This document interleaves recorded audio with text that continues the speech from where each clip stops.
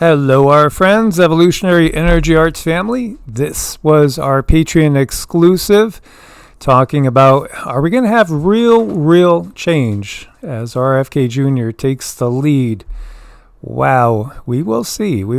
Interesting times. The thing that so many people are buzzing about is obviously the congressional hearings with Lou Elizondo. And straight off, is Lou Elizondo, is he a plant? Is he part of the system? Is he controlled disinformation as well as controlled information? Yeah, I think once military, always military, once inside any of the agencies, so to speak, you're always inside the agencies. So do I trust him? No, but we don't have to find evidence of extraterrestrial life, aliens, and many people. I would venture to say millions, maybe hundreds of millions, have had different types of close encounters. And also, all you got to do is just look at the evidence throughout time and history. It's just overwhelming for those that will actually look. So Lockheed Martin, these are some of the things that were revealed. Lockheed Martin was in the process of transferring non-human technology to Bigelow Aerospace before it was squashed by the CIA. There was talk of recovered alien bodies at the Pentagon, which were collected many years ago. The U.S. government has communicated with non-human life forms and that these life forms can interfere with our nuclear capabilities. This is what we've been saying the whole time, and many others have as well. Time for transparency? Yeah, because they don't have a choice. Again, there's things coming that even the control system here on planet Earth are out of control of. They don't have total control over everything in our universe. Were there craft that were reverse engineered? Yes, just automatically. So, I mean, you've had your disclosure, and still, it's amazing how many people still don't really think that there's anything but us. So this is the question out there. How many had aliens are real on their 2024 bingo cards? And you still have people that say, no one, because they aren't. This technology is ours. They don't want us to know about it. There's truly a lot of evidence for extraterrestrials. There's even more evidence that the fluoridated water has lowered the IQs beyond belief.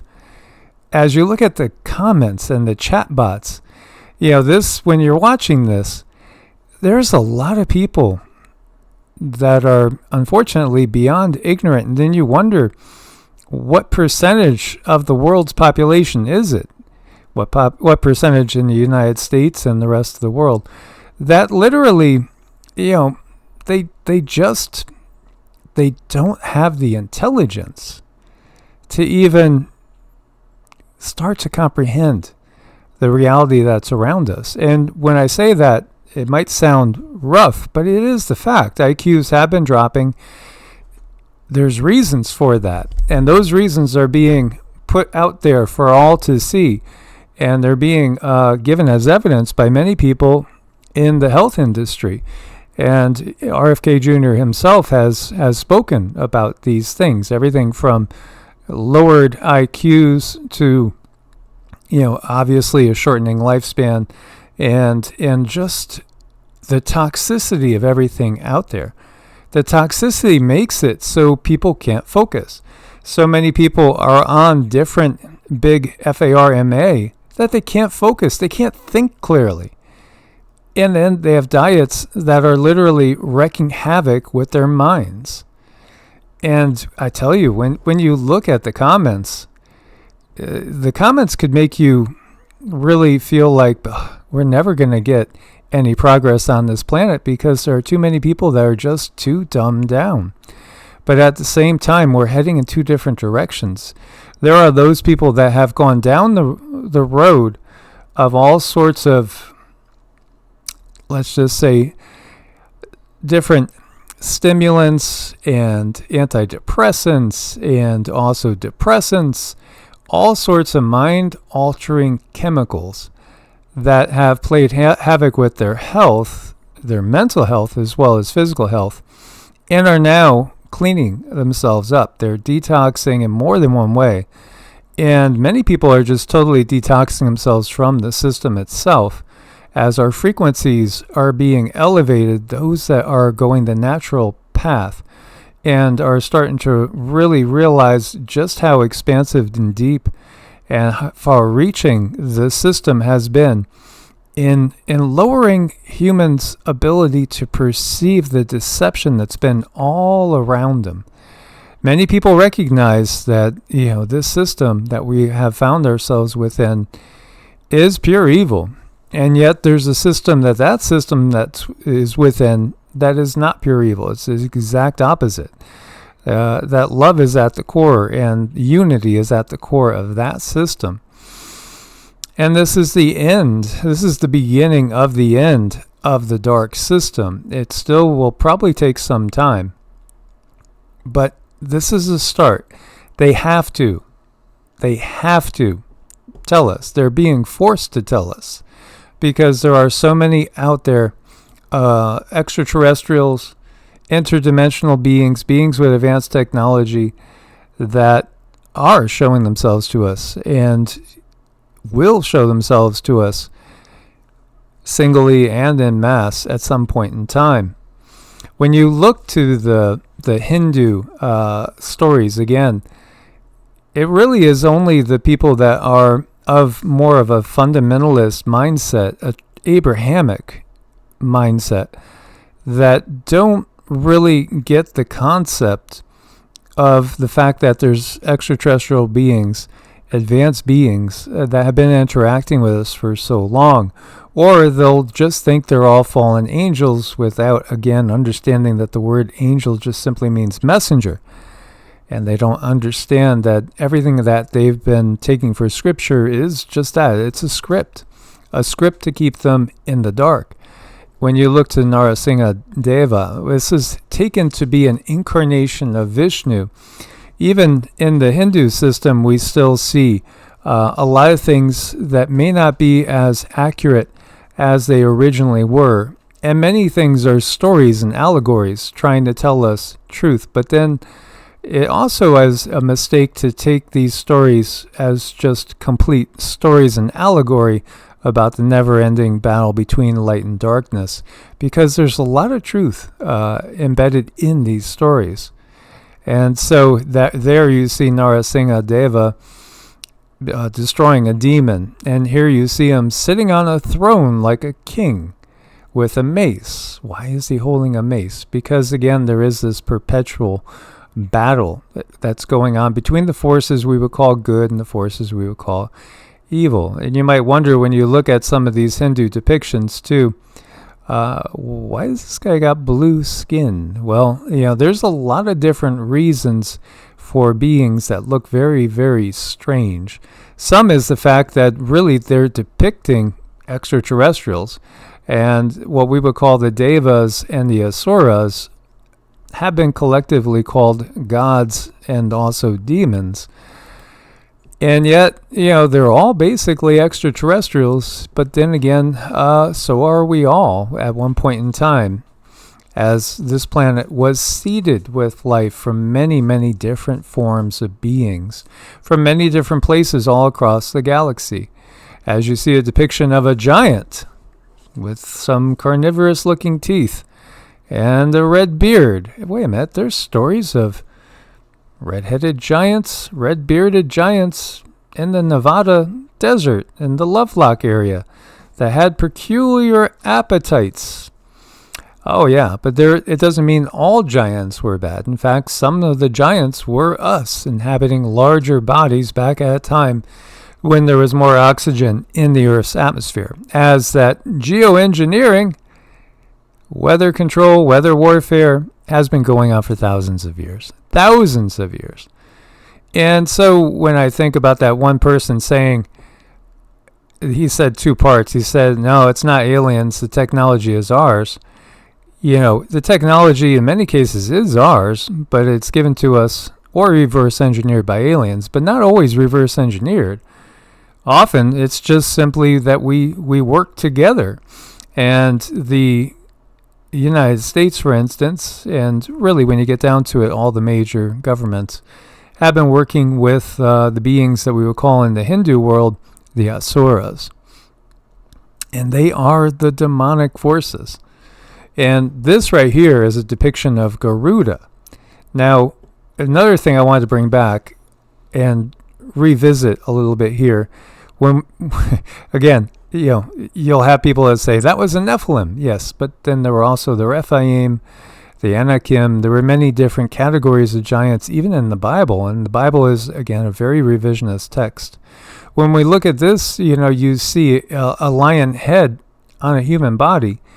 And now there's so many people that are channeling different extraterrestrials and what we would call ascended masters and other beings that will talk openly about Lyrans. And we know that there is a lion or a feline humanoid species that does come from Lyra. And humans themselves, many humans do come from Lyra as well.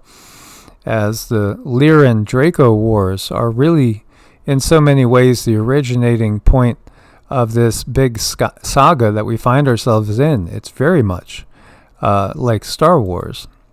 And so when we look at Garuda, here we see it depicted in this way. And again, the depictions here are vague memories of the past and oral traditions and stories, myths and legends that have been passed on from generation to generation. You might look at Garuda like this, but you might also look at Garuda and think of maybe the blue avians or some other sort of bird humanoid being as well, because they were very intelligent and they fought on the side of the Devas. Interestingly enough, there have been many that have talked about the battle between the eagle and the snake, and correlating that to the battle between Enlil and Enki. There's a lot of, again, myths that have been twined together and been made to be in our eyes today. The exact same myth talking about the exact same people. And there are those that have said that Enki is Shiva, Enki is Yahweh. Enki is Poseidon. But again, these are distinct beings. Each one is a distinct being. There are different categories. There are different classes of beings. Like if we look to Hermes and then we look to Thoth, you might think that they're the same being, but they're not the exact same being. They are, again, from the same sort of lineage. So here again, you see a depiction of Garuda as they're fighting their epic battle of good against evil. There are so many different channels out there. Astral Legends has great graphics, great AI. It's a lot of fun. I find the visual experience is awesome and very, very enjoyable. The actual information is a total crapshoot because he pulls from various sources. Some of it's Sitchin, some of it's different channeling from various channels. Some of it's from, the Epic of Gilgamesh or the Enuma Elish. So there's a lot of different sources that are being pulled from. But at the same time, the visualization is just fabulous. And it's very, very enjoyable to watch. So, take it with a grain of salt, but at the same time, if your mind is that which you cannot visualize the possibility of extraterrestrial life, this is a good channel to go and do a little watching. I think you'll find that you're binge watching because it is a lot of fun, guaranteed. But at the same time, we have found things that are totally off and other things that are very close but a little bit off. Again, use your discernment, but certainly a very, very fun channel. So this is just talking about the significance of the battles between the Devas and the Asuras. And again, there tends to be this line of thinking that it's all just basically good and evil. the conflict within each of us, which certainly we could see that. Are we going to listen to the angel on our right shoulder or the devil on the left shoulder? Again, that choice is up to the individual. But at the same time, there are absolutely beings that have been very, very benevolent in their dealings with humans. Then there are beings that have come here and absolutely conquered us, that wiped out cities, that wiped out whole civilizations. This is not the first time this has happened. And when we talk about celestial demons, what we're talking about is extraterrestrial beings that do not originate from here and are very, very aggressive, warlike, and controlling, and do not care about us or any of the other life forms on the planet. They only care about getting what they want. This is part of that big reveal when we see all these different myths and legends and these different groups of beings like the Tuatha De Danann. Again, you will find that there's echoes in other cultures. And there are beings, again, that have openly walked amongst us out in the open. This was something everybody knew.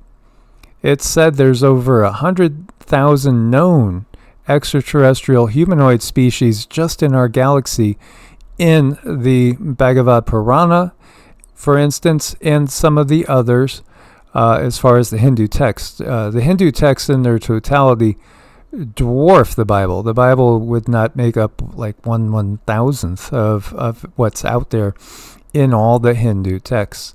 And there's much details about the battles of these beings and how these battles are multi-dimensional. So when people say spiritual warfare, what they're really talking about is this is a multi-dimensional war.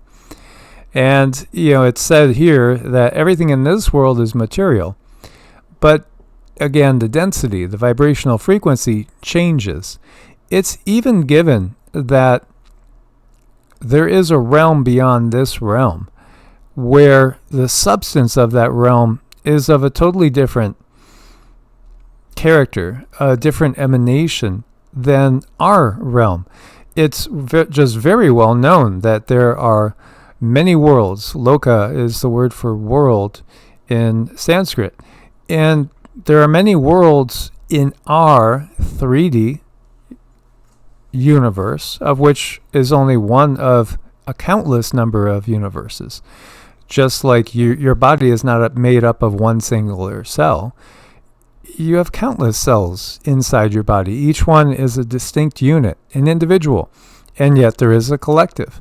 And it's the same thing with our universe. It's just one cell in the bigger totality. And then we go into the densities, the different frequencies and vibrational levels that exist. And you can multiply that ad infinitum.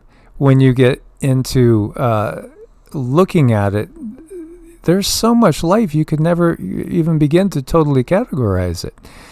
Now, the other thing they understood is how our particular universe works, and the fact that so much of the science that we've uncovered in this time, quantum theory, where consciousness is actually manifesting creation here on this whole realm, this was totally understood. Totally understood. And the cycle of the Yugas is something that everybody should really venture into and understand, because time is not linear. It is cyclical. So it could look like that serpent or a Boros eating its tail, but even that's an illusion because it's cyclical. And also the fact that every single one of us, I do believe it's the case, and it's even given in the Hindu texts, that again, every decision we make, the other possibilities exist out there in other realms. So, again, if you didn't go to college right after high school, in another realm you probably did. If you got married young, you probably didn't. And every single possibility exists out there somewhere. There are heavens, there are hells, there are all sorts of different beings. And then there's also the understanding that there is consciousness that is not embodied, and even beyond the embodiment that we talk about when we talk about 3D, 4D, 5D, 6D, even going up through these higher levels, there's the consciousness that still exists when this whole universe that we live in doesn't anymore. Consciousness still does exist.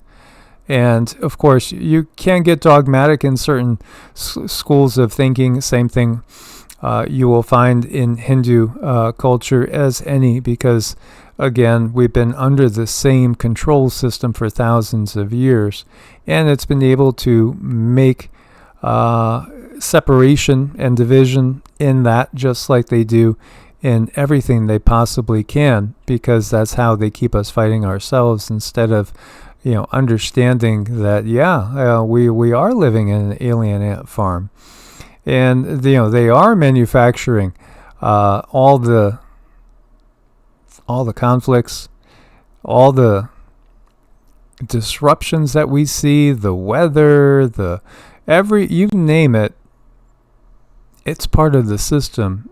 And the one intent that the system has is maintain control through division.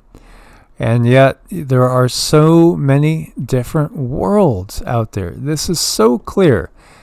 I did share before, that my first real venture going deep into Hinduism was because this was the philosophy that was thought to be the doctrine of demons, from one of the Christian pastors that had wrote a whole bunch of books, explaining how fundamentalist evangelical Christianity was it. Everything else was way off base, and you're going to burn for all eternity if you weren't going along with that line of thinking.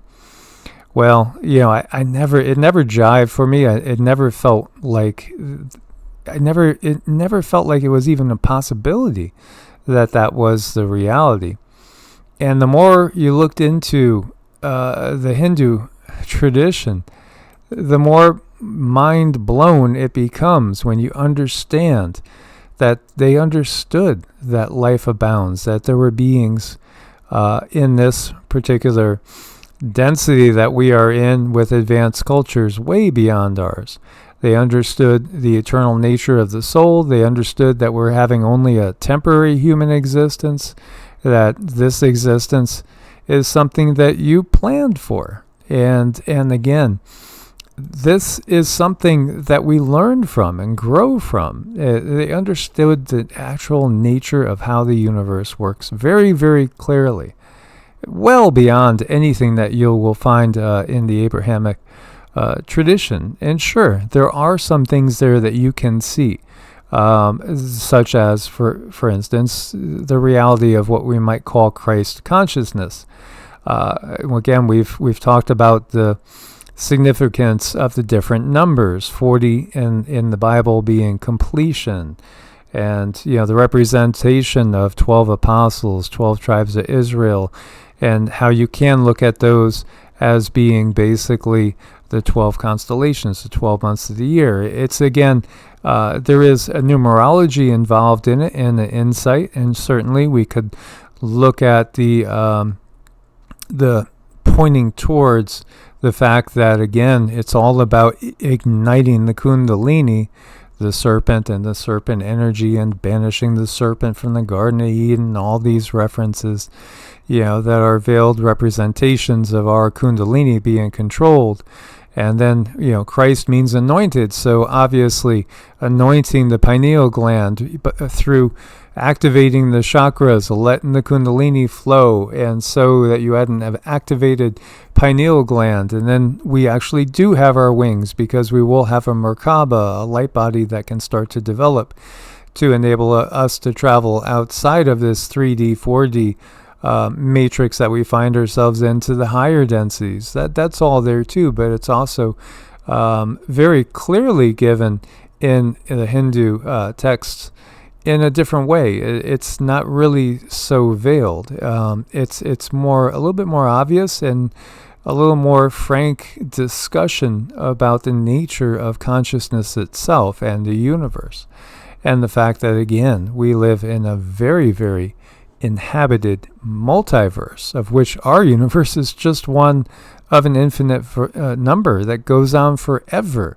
So again, I would encourage people to check out things like the Mahabharata, the Ramayana, the Bhagavad Gita is within the Mahabharata, the Puranas, the Upanishads. I would, for people that are used to the parables of the Bible, you might want to start out with the Upanishads, because that is how it gives things as kind of stories, as Jesus spoke in parables. Well, that is what the Upanishads are, and I do think that is the original source for much of what we take as some of the best wisdom from the Bible. So, again, are aliens real? Absolutely. How could they not be? This is only something that wouldn't be obviously understood in a dark Kali Yuga, which, again, they have us so indoctrinated and trained to think that light is darkness. Sometimes it could be kind of murky out there and you can't tell what you're really looking at. Each one of us does have a unique perspective. And the good thing is the light is being shed. So while it might not mean that we're going to a 5D heavenly state of existence here on Earth immediately, at least we understand the bigger picture. As always, guys, thanks for your support. Please do make sure you're subscribed to all 3 channels. Source bless and namaste.